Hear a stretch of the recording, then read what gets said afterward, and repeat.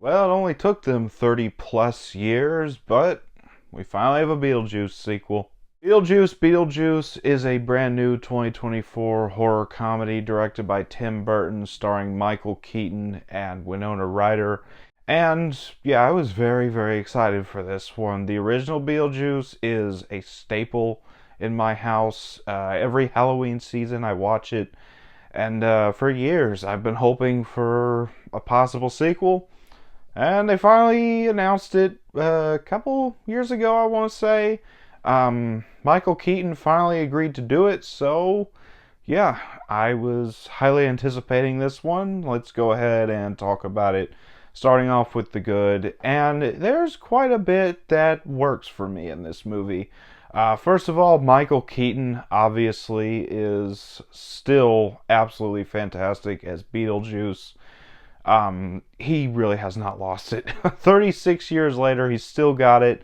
He's still got that signature crassness that we've loved Beetlejuice for all these years. And that's another thing I loved about this movie. They didn't tone down Beetlejuice's crassness. I was so afraid they were going to do that because, it's 36 years later, but he was still just as crass as ever.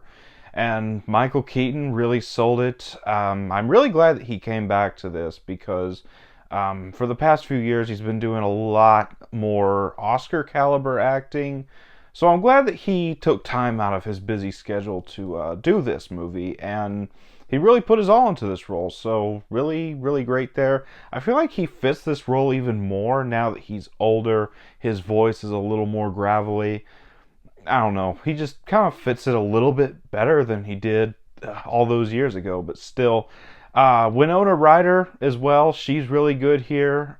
She's really great as Lydia, just like she was 36 years ago. And I really like the back and forth between her and Michael Keaton. They have a lot of great back and forth here. And then you have Jenna Ortega here. She's a new character, and she's really good here as well.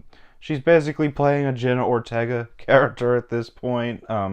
She's, I feel, become a little bit typecasted as the weird, silent teenager type character, but she sold it really well. She's good at playing those types of characters, so let her keep doing it, in my opinion. But yeah, she was really good here. I really loved her chemistry as well with Winona Ryder. She plays her daughter in this movie. So yeah, a lot of fun to see her. Outside of the characters, the story for the most part is pretty enjoyable. There's a lot of fun sequences, especially when we're traveling around the afterlife. You get a lot of really cool makeup effects, and I love the use of practical effects in this movie as well. Just really great Tim Burton style practical effects. Love it to death. And there's a lot of humor in this movie as well, just like with the first one, that really just clicked with me. I thought that there were a lot of funny moments in this movie, and yeah, really great. The soundtrack as well is fantastic. I love the soundtrack here. But that's about all for the good. On to the bad, and there's a few things in this movie that really holds this back. First of all, the rest of the characters. First, we have Catherine O'Hara, who is a queen and a legend in her own right. And I love Catherine O'Hara. She was great in the first movie, but it just feels like they didn't really know what to do with her in this movie. Mainly because of the fact that her character meshed so well with Jeffrey Jones's character, and Jeffrey Jones is a terrible person, so obviously they didn't bring him back. In fact, his character is killed off screen in this movie. So, I don't know, it just feels like they were trying to figure something out to do with her, because Jeffrey Jones couldn't be in this movie because he's a terrible person, and Glenn Shaddix, who played Otho, who also played off of her very well, has passed away. So they were trying to give her something to do. It just really didn't work for me. And then you get the new character played by Justin Theroux. I did not care for this character at all. I don't know if I'm the only one who sees it this way, but personally, I feel like he was a weak attempt at a replacement for Otho, because they couldn't get Glenn Shaddix because he passed away a few years ago. I don't know if I'm the only one seeing that, but yeah, did not care for Justin Theroux's character. And then you got all these side plots in this movie. You got this ghost boyfriend that Jenna Ortega has.